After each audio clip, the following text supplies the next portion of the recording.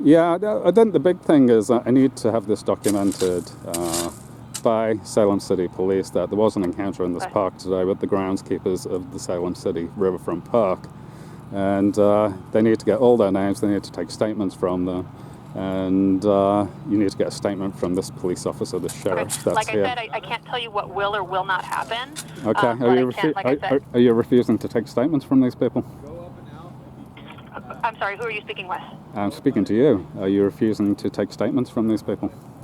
That is not what I said at all. What I'm saying is that I cannot tell you what will or will not happen. Okay. I'm not on scene. I'm not aware of the situation. Well, you are technically on scene because you're talking to me on the phone and I'm here. So, in a sense, you are on scene because you're connected audibly to the scene.